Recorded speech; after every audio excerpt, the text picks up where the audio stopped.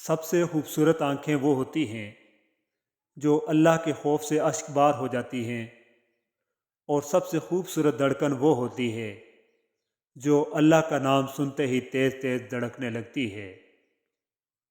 کچھ عرصے کے لیے رابطوں میں پہل کرنا چھوڑ دیجئے، آپ کو معلوم ہو جائے گا کہ آپ کتنے عرصے سے مردہ پودوں کو پانی دے رہے تھے۔ تلخ حقیقت یہ ہے کہ ایک نیند ہے جو لوگوں کو رات بھر نہیں آتی، اور ایک ضمیر ہے جو ہر وقت سویا رہتا ہے۔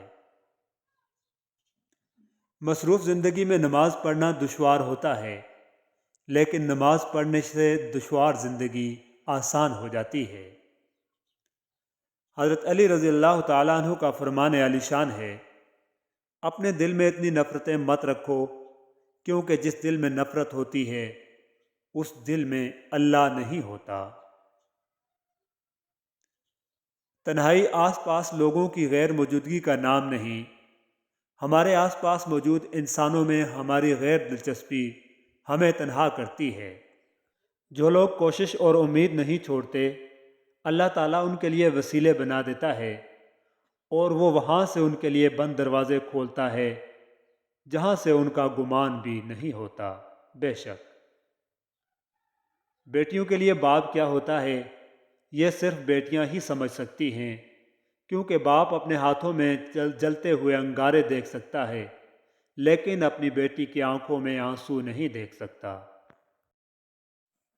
اپنا مقصد رب کو راضی کرنا رکھو، لوگوں کے معیار بدلتے رہتے ہیں۔ اللہ کے معاملے میں اتنا نہ سوچا کرو، آنکھیں بند کر کے یقین کر لیا کرو، کیونکہ یہ معجزوں کا راستہ ہے۔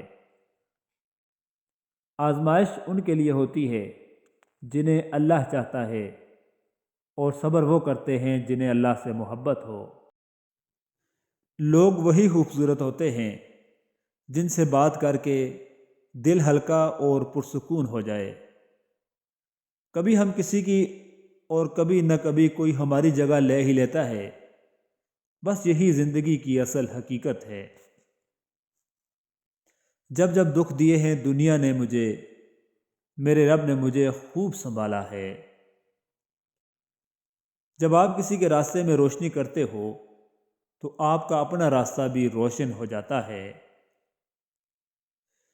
جو مل رہا ہے وہی بہترین ہے، آپ نہیں جانتے لیکن دینے والی ذات جانتی ہے۔ بے شک میں تو خاک تھا، میں دھول تھا، مجھے کچھ نہ اپنا شعور تھا، میرے رب نے کتنا کرم کیا، مجھے درود پڑھنا سکھا دیا، صلی اللہ علیہ وسلم۔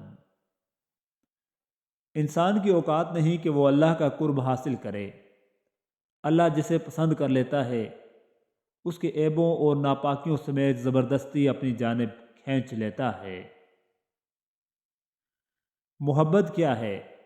داتا علی حجویری فرماتے ہیں، محبت حبت سے ماخوذ ہے جس کے معنی صحرائی بیج ہیں۔ ایسے بیج کو حب کا نام دیا گیا ہے کیونکہ محبت زندگی کا سرچشمہ ہے، بالکل اسی طرح جس طرح بیج درخت کی ابتدا ہے۔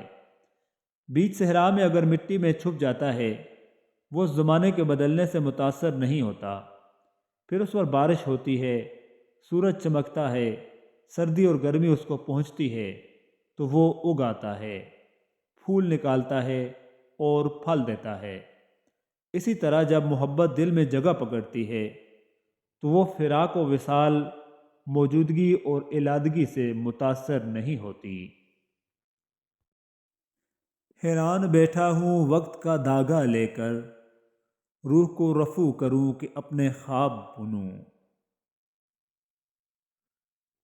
بچپن میں ہم سنتے تھے لڑائی لڑائی معاف کرو، اللہ کا گھر صاف کرو۔ ہم مسجد کا سمجھتے رہے، مگر اللہ کا وہ گھر تو ہمارا اپنا دل ہے۔ برے سلوک کا بہترین جواب اچھا سلوک، اور جہالت کا بہترین جواب خاموشی ہے۔ ہم سمجھتے ہیں کہ اللہ ہمیں اوپر سے دیکھتا ہے، در حقیقت وہ ہمیں اندر سے دیکھتا ہے۔ جب انسان محدود خواہشوں اور ضرورتوں کا پابند ہوتا ہے تو اسے زیادہ جھوٹ بولنے کی ضرورت بھی پیش نہیں آتی۔ جو مخلص ہوگا وہ حساس تو ہوگا ہی، کیونکہ خالص چیزیں ملاوٹ سے پاک ہوتی ہیں اور ہمیشہ نازک ہوتی ہیں۔ تھوڑی سی بے احتیاطی نقصان کا سبب بن سکتی ہے، اس لیے مخلص لوگوں اور خالص چیزوں کی قدر کرو، کیونکہ اول تو ہر ایک کی دسترس میں نہیں ہوتی، اور ہوں بھی تو قدر تبھی معلوم ہوتی ہے جب یہ چھن جاتی ہیں۔